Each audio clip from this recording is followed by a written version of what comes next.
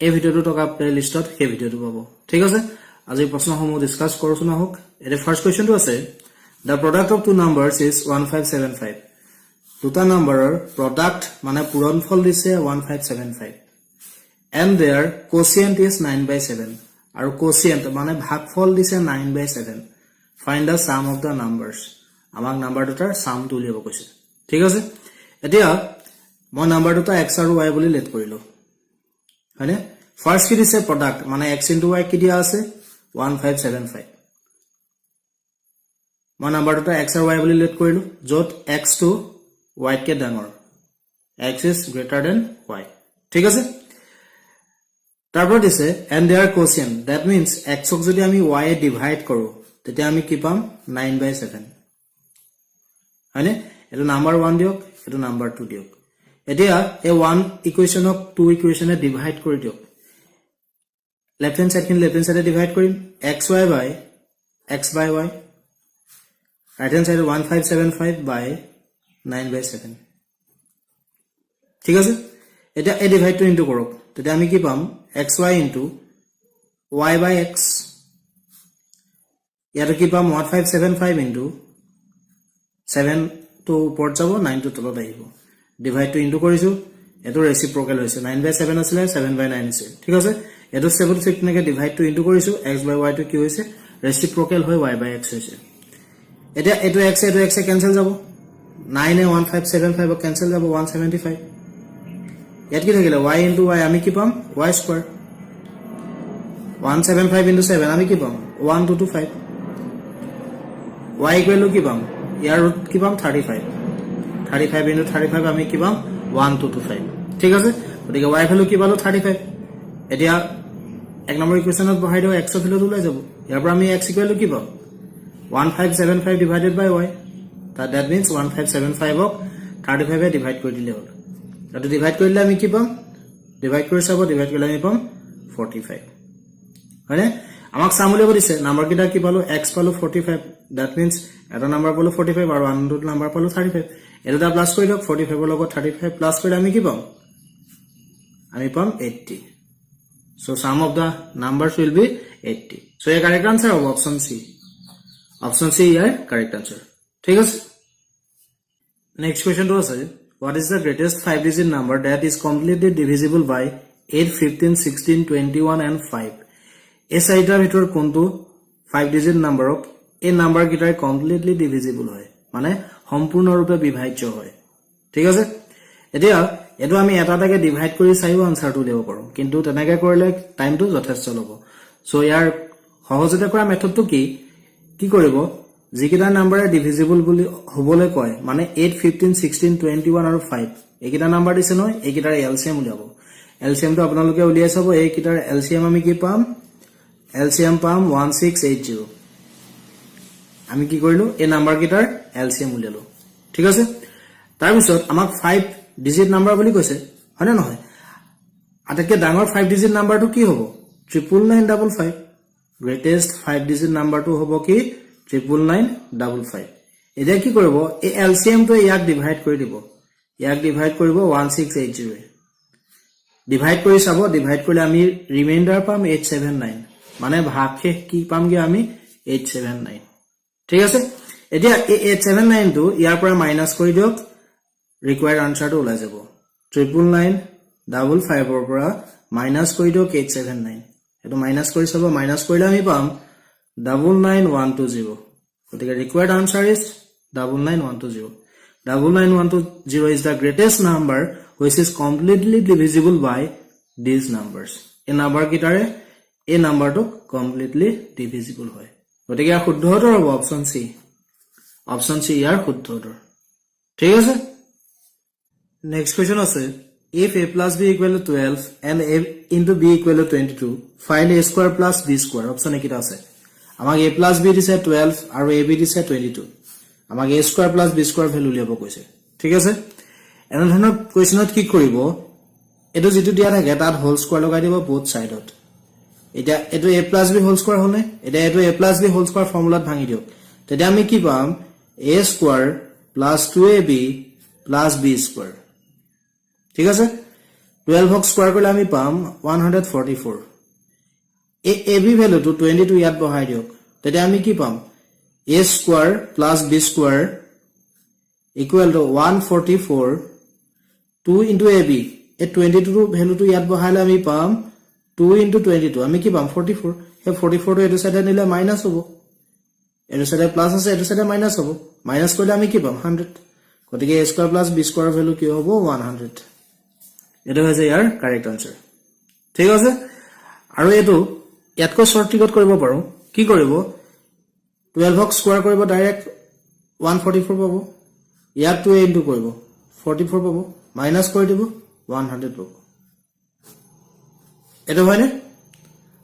গতিকে এনেদৰে আমি শৰ্ট ট্ৰিকত অতি সহজে কৰিব পাৰো এটো যদি মাইনাসত দিয়া থাকে তেতিয়া এটো প্লাস কৰিব এটো প্লাসত আছে না গতিকে আমি কি কৰিম মাইনাসত খালি প্যাটাৰ্ণটো কোৱেশ্চনটো এনে ধৰণৰ হ'ব লাগিব ঠিক আছে নেক্সট কোৱেশ্চন আছে if a cube plus b cube equal to 9 and a plus b equal to 3 find 1 by a plus 1 by b a cube plus b cube value দিছে 9 আৰু a plus b value দিছে 3 আমাক 1 by a plus 1 by b value উলিয়াব কৈছে হয়নে এটা চিন্তা কৰকচোন a আৰু b ভ্যালু কি ভ্যালু হলে এই ইকুৱেচন দুটা ফুলফিল কৰিব চিন্তা কৰক এতিয়া মই দুটা ভ্যালু দেখাইছো চক a ভ্যালু যদি আমি 1 লও আৰু b ভ্যালু যদি 2 লও 1 plus 2 আমি কি পাম 3 left hand side equal right hand side হৈছে ইয়াত বহাইছো 1 cube 1 এ হ'ব plus 2 cube 2 cube কিমান হ'ব 8 1 plus 8 আমি কি পাম 9 তাৰ মানে আমি কি গম পালো a ভ্যালু কি 1 আৰু b ভ্যালু কি 2 ইয়াত বহাই দিও 1 by a 1 by 1 plus 1 by b half 1 by 1 মানে 1 এ হ'ব plus half এটো কি হ'ব 2 plus 1 3 3 by 2 গতিকে আনসাৰটো কি হ'ব 3 by 2 গতিকে শুদ্ধ উত্তৰ কোনটো হ'ব অপচন বি ইয়াৰ শুদ্ধ উত্তৰ নেক্সট কোৱেশ্চন দিছে the surface area of a cube is 150 cm square then volume of the cube is আমাক এটা কিউবৰ সাৰফেস এৰিয়া দিছে 150 cm square আমাক ভলিউম উলিয়াব কৈছে কিউবটো এটা ইয়াত আমি দুটা বস্তু জানিব লাগিব কিউবৰ সাৰফেস এৰিয়া উলিয়াব ফৰ্মুলা আৰু ভলিউম উলিয়াব ফৰ্মুলা কিউবৰ সাৰফেস এৰিয়া উলিয়াব ফৰ্মুলা হৈছে 6a square আৰু ভলিউম উলিয়াব ফৰ্মুলা হৈছে a cube এটা আমাক কোৱেশ্চনটো কি দিছে সাৰফেস এৰিয়া 150 that means আমি কি লিখিব পাৰো 6a square equal to 150 ইয়াৰ পৰা আমি a square কি পাম 6 to the side divide হ'ব divide কৰিলে আমি পাম 25 ইয়াৰ পৰা আমি a ভ্যালু পাম 25 ৰ স্কয়াৰ ৰুট হৈছে 5 এই 5 টো ইয়াত বহাই দিওক ভলিউম আমি পাই যাম 5 কিউব মানে কি 5 into 5 into 5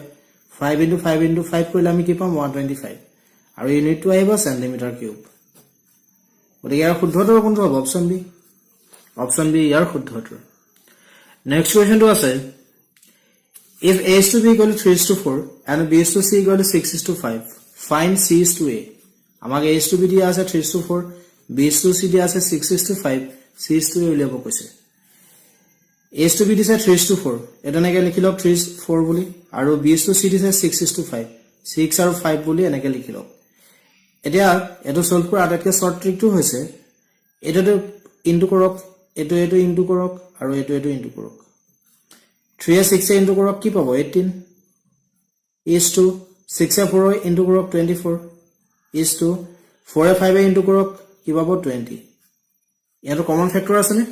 আছে কি 2 এ ক্যান্সেল কৰক ইয়াত যাব 9 ইয়াত থাকিব 10 12 ইয়াত থাকিব 10 গতিকে আমি কি পালোগে 9 is to 12 is to 10 কি পালো a is to b is to c year a part 9 b part 12 c part 12 গতিকে c is to a কি হ'ব c is to a হ'ব c part 10 10 to first লিখক a part 9 অৰ্থাৎ 10 is to 9 গতিকে ইয়াৰ শুদ্ধ উত্তৰ হ'ব অপচন c ইয়াৰ শুদ্ধ উত্তৰ এটো 9 is to 10 লিখিলে ভুল হ'ব যদি ইয়াত a is to c উলিয়াব দিলেহেঁতেন তেতিয়া 9 is to 10 কাৰেক্ট হলহেঁতেন ঠিক আছে নেক্সট কোৱেশ্চন আছে a shopkeeper sells an article at 15% gain if he had sold it for rupees 18 more he would have gained 18% the cp of article is option ekita dise question ki dise এজন শপকিপাৰে এটা article 15% লাভত cell কৰিলে ঠিক আছে তেওঁ আৰু যদি 18 টকা বেছি ললেহেঁতেন তেতিয়া লাভ 18% হলহেঁতেন আমাক সিপি উলিয়াব কৈছে মানে কষ্ট প্ৰাইচটো উলিয়াব কৈছে মই ইয়াত সিপি টো 100 বুলি ধৰি ললো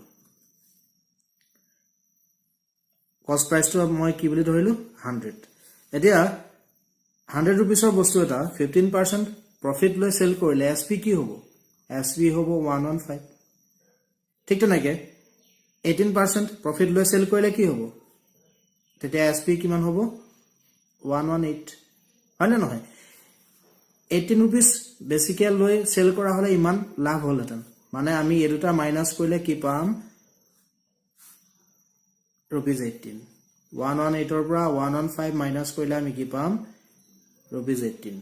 ঠিক আছে এটো মাইনাস কৰিলে আমি কি পাম 3 ইকুৱেল 18 মানে 3 পাৰ্ট 18 যদি 3 পাৰ্ট 18 হয় 100 পাৰ্ট কি হ'ব 100 পাৰ্ট কিমান হ'ব 18 ক 3 ডিভাইড কৰক আৰু ইনটু কৰক 100 এ 3 এ 18 কেনসেল যাব 6 6 into 100 আমি কি পাম 600 অৰ্থাৎ বস্তুটো কষ্ট প্ৰাইস কিমান হ'ব 600 रुपीस সো ইয়াৰ কাৰেক্ট আনসাৰ হ'ব অপশন সি ইয়াৰ কাৰেক্ট আনসাৰ এটো এনে ধৰণৰ প্ৰশ্ন এনেদৰে অতি সহজে অতি কম সময়ৰ ভিতৰত আমি সলভ কৰিব পাৰিম ঠিক আছে নেক্সট কোৱেশ্চনটো আছে what sum of money will amount to rupees 520 in 5 years and to rupees 568 in 7 years at SI কিমান টকাৰ 5 বছৰত এমাউন্ট 520 টকা হ'ব আৰু 7 বছৰত এমাউন্ট 568 টকা হ'ব আমাক উলিয়াব কৈছে সিম্পল ইন্টাৰেষ্টত মানে আমাক ইয়াত কি উলিয়াব কৈছে প্ৰিন্সিপল উলিয়াব কৈছে আমাক কি উলিয়াব কৈছে প্ৰিন্সিপল এটা এমাউন্টত কি থাকে এমাউন্টত থাকে প্ৰিন্সিপল আৰু এসআই প্ৰিন্সিপলটো থাকে মানে মূলধন আৰু সিম্পল ইন্টাৰেষ্টটো থাকে হয় না নহয় 5 বছৰত এমাউন্ট কিমান 520 আৰু 7 বছৰত কিমান এমাউন্ট 568 568 টকা এই দু বছৰত এসআই কিমান হ'ব ইয়াৰ পৰা এটো মাইনাস কৰি দিও এই দু বছৰত এসআই হ'ব 568 ৰ পৰা 520 মাইনাস কৰি দিও তেতিয়া আমি পাম 48 যদি দু বছৰত ইমান হয় 5 বছৰত কিমান হ'ব 48 ক 2 এ ডিভাইড কৰক আৰু ইনটু কৰক 5 এ 2 এ ইয়া কেনসেল যাব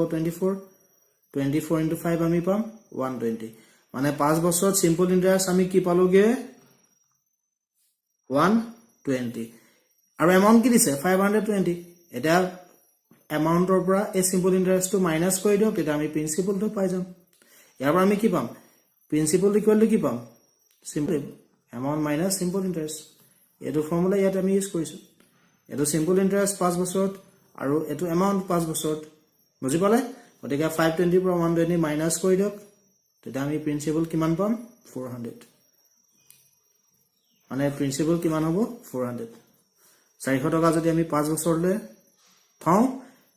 তেতিয়া আমি 520 টকা পাম আৰু 7 বছৰত 568 টকা পাম সিম্পল ইন্টাৰেষ্ট এটো হৈছে ইয়াৰ সলিউশন ঠিক আছে আজি মই এইখিনি কোৱেশ্চন ডিসকাস কৰিলো ভিডিওটো চাই কেনে পালে মোক কমেন্ট কৰি জনাব ভিডিওটো লাইক কৰিব লিংকটো ফ্ৰেণ্ডছৰ লগত শ্বেয়াৰ কৰিব আৰু যদি এই চেনেলটো প্ৰথম আহিছে চেনেলটো সাবস্ক্ৰাইব কৰিব